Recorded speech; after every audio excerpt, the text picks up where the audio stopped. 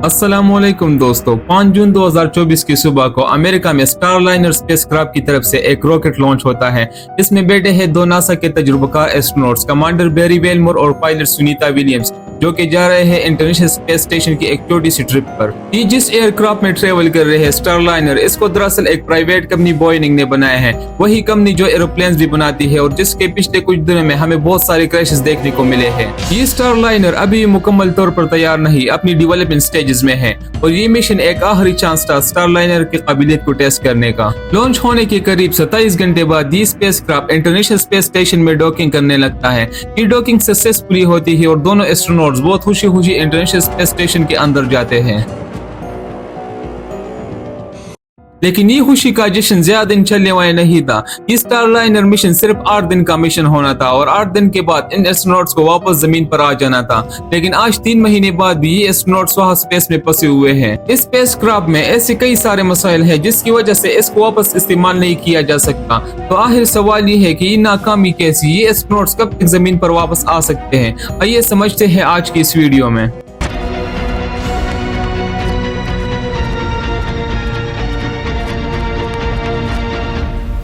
Video में आगे बढ़ने से पहले मैं यहाँ पर एक चीज क्लियर कर देता चलूं कि ये एस्ट्रोनॉट स्पेस में फंसे हुए जरूर है, लेकिन ये अभी तक किसी भी खतरे में नहीं है। इंटरनेशनल स्पेस स्टेशन एक बहुत बड़ी जगह है जिसमें काफी सारे लोगों के रहने और काम करने की जगह भी मौजूद है। इसमें खाने पीने, कपड़े और ऑक्सीजन का खुद का इंतजाम भी है। इंटरनेशनल स्पेस स्टेशन में खुद का ऑक्सीजन जनरेटिंग सिस्टम मौजूद है जो पानी की इलेक्ट्रोलाइसिस करके उससे ऑक्सीजन बनाता है और उसी ऑक्सीजन को फिर रिसाइकिल भी करता है। इसी तरीके से पानी के लिए भी एक बहुत बड़ा रिसाइकलिंग सिस्टम बना हुआ है जो पेशाब और हवा में मौजूद नमी को साफ करके पीने के पानी में तब्दील करता है।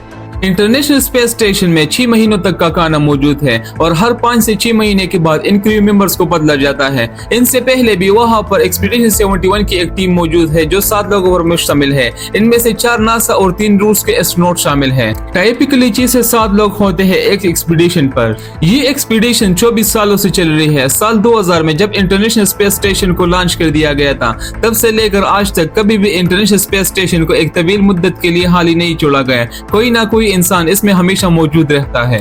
एक्सपीडिशन 71 24 सितंबर 2024 को खत्म होगी और उन एस्ट्रोनॉट्स को वापस जमीन पर भेज दिया जाएगा। इनकी जगह लेने आएंगे एक्सपीडिशन 72 के क्रू मेंबर्स जो अपने साथ और खाना लेकर आ सकते हैं। नासा ने कहा है कि कमांडर बैरी वेलमोर और सुनीता विलियम्स दोनों एक्सपीडिशन ग्रुप का हिस्सा बन गए हैं। वो नई तहकीक और तजुर्बात में हिस्सा ले रहे हैं। वो बिल्कुल भी बोर नहीं है। इनकी मौजूदगी में स्पेस बॉटनी और न्यूरोडाइजेस्टिव डिजीज पर तहकीक चल रही है। बैरी वेलमोर की उम्र 61 साल है और वो स्पेस में 178 दिन गुजार चुके हैं, जबकि सुनीता विलियम्स की उम्र 18 साल है और वो अभी तक 322 दिन गुजार चुके हैं इंटरनेशनल स्पेस स्टेशन में। इससे पहले सुनीता विलियम्स एक्सपीडिशन 14, 15, 32 और 33 का हिस्सा भी थी और साथ ही साथ वो एक्सपीडिशन 33 की कमांडर भी रही है। तो इससे आप अंदाजा लगा सकते हैं कि ये दोनों एस्ट्रोनॉट्स बहुत ही तजुर्बाकार है। इनके लिए मौजूदा सूरत हाल किसी भी मुश्किलात का सबब नहीं होना चाहिए। ये तो हुई एस्ट्रोनॉट्स की बात। अब आते हैं अहम चीज की तरफ, जो कि है बोइंग का ये Starliner spacecraft. Starliner spacecraft Boeing का एक ऑर्बिटल स्पेसक्राफ्ट है जो स्पेसएक्स के बाद दूसरा ऐसा क्राफ्ट है जो इंटरनेशनल स्पेस स्टेशन तक पहुंच पाया है। स्पेसएक्स और बोइंग दोनों प्राइवेट कंपनीज के अलावा 3 ही ऐसे मुल्क है, चाइना, यूएसए और रशिया, जो एक ह्यूमन ऑर्बिटल स्पेसक्राफ्ट बना पाए हैं और इंडिया अभी कोशिश कर रहा है।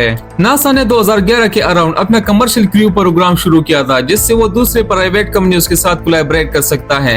नासा ने 2014 में स्पेसएक्स और बोइंग को सिलेक्ट किया इस प्रोग्राम के लिए। नवंबर 2020 में स्पेसएक्स ने क्रू 1 की फ्लाइट उड़ाई और स्पेसएक्स ने उसमें कामयाबी हासिल की।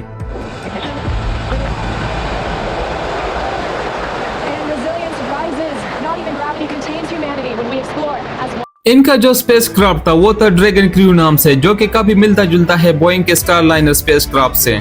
इन स्पेसक्राफ्ट में एक अहम चीज होती है जिनको थ्रस्टर कहा जाता है। इन थ्रस्टर की मदद से ये स्पेसक्राफ्ट मूव करता है और उड़ता है। ये थ्रस्टर ही बाद में जाकर बोइंग कंपनी के लिए मुसीबत की जड़ बन जाती है, जिनकी वजह से आज भी एस्ट्रोनॉट्स वहां स्पेस में फंसे हुए हैं। इसमें से एक गैस हीलियम वो मेन गैस है जिसकी वजह से प्रोपल्शन सिस्टम चलता है और इन स्पेसक्राफ्ट की थ्रस्टर को फायर किया जाता है। जब ये स्पेसक्राफ्ट इंटरनेशनल स्पेस स्टेशन में जाकर अटैच होता है तो एग्जैक्टली इसको लाइन पर लाना, डॉक करना, अनडॉक करना, इसमें थ्रस्टर काम आते हैं और इन थ्रस्टर को चलाने के लिए हीलियम गैस की जरूरत होती है। स्टारलाइनर को लॉन्च करने से पहले नासा और बोइंग के इंजीनियर्स ने कहा कि यहाँ पर हीलियम लीक हो रही है एक डिफेक्टिव सील से, लेकिन ये कोई इतनी बड़ी चीज नहीं, ये मैनेजेबल है और इसके बाद स्टारलाइनर को लॉन्च कर दिया जाता है।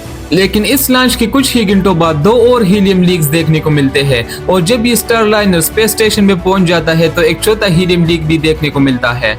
लेकिन यहाँ पर मजे की बात यह है कि जब स्टारलाइनर डॉकिंग के करीब होता है तो पता चलता है कि जो 28 थ्रस्टर स्पेसक्राफ्ट में लगे थे इनमें से 5 तो सही से काम ही नहीं कर रहे। मतलब ये वो छोटा सा मैनेजेबल हीलियम लीक था जो अभी इतना बड़ा मसला बन चुका है। लेकिन स्टारलाइनर किसी न किसी तरीके से इंटरनेशनल स्पेस स्टेशन में डॉक कर जाता है। बोइंग ने इस स्टारलाइनर को कई बार देखा और इसके मसाइल को हल करने की कोशिश की लेकिन वो अभी तक नाकाम रहे।